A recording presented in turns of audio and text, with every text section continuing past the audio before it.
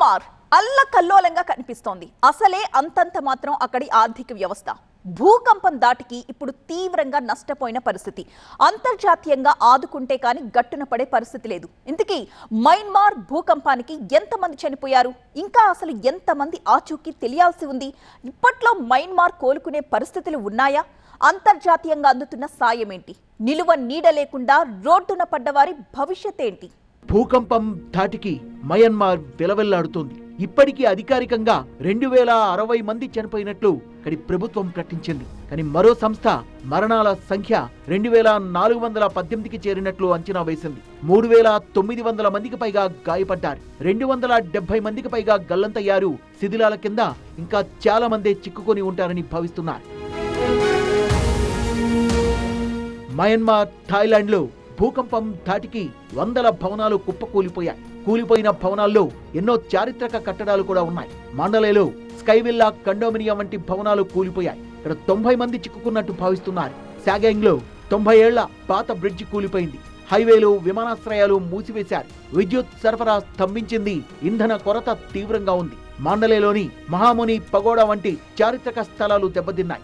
Bangkok లో నిర్మాణంలో ఉన్న 33 అంతస్తుల భవనం కూలిపోవడంతో 18 మంది చనిపోయారు. 76 మంది శిథిలాల కింద చిక్కుకున్నారు. మొత్తం మీద థాయిలాండ్ లో 19 మరణాలు నమోదయ్యాయి. చటుచక్ ప్రాంతంలో కూలిన భవనం చైనా రైల్వే కన్స్ట్రక్షన్ కార్పొరేషన్ నిర్మిస్తోన్న థాయ్ ప్రభుత్వ ఆడిట్ ఆఫీస్ భవనం. ఉపయోగించిన స్టీల్ నాణ్యత తక్కువగా ఉందని ప్రాథమిక పరీక్షలు తేల్చాయి. ప్రస్తుతం డ్రోన్లు, స్నిఫర్ డాగ్స్, స్కానింగ్ మెషిన్లతో రెస్క్యూ కొనసాగుతోంది. మయన్మార్ కు ప్రపంచ దేశాల నుంచి సాయం అందుతోంది. ఇప్పటి వరకు భారత్ ఆపరేషన్ బ్రహ్మ పేరిట 137 టన్నుల సామాగ్రి, 118 మంది వైద్య బృందం, 80 మంది రెస్క్యూ సిబ్బందిని పంపించింది. చైనా $13.8 మిలియన్ సాయంతో పాటు 400 మంది రెస్క్యూ సిబ్బందిని, డ్రోన్లు, జనరేటర్లు పంపించింది.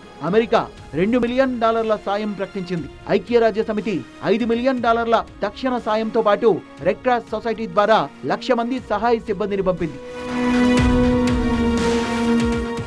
మయన్మార్లో రాజకీయ అస్థిరత కొనసాగుతోంది. ఇక్కడ 2021 నుంచి అంతర్యుద్ధం కొనసాగుతోంది. కొన్ని ప్రాంతాల్లో వైమానిక దాడులు కొనసాగుతుండటంతో సహాయక చర్యలకు ఆటంకం ఏర్పడుతోంది. భూకంపం ధాటికి రోడ్లు, వంతెనలు ధ్వంసమయ్యాయి. ఆసుపత్రులు నిండిపోవడంతో క్షతగాత్రులకు వైద్యం అందక అల్లాడిపోతున్నారు. మరోవైపు వైద్య సామాగ్రి కొరత మయన్మార్ ను వేధిస్తోంది.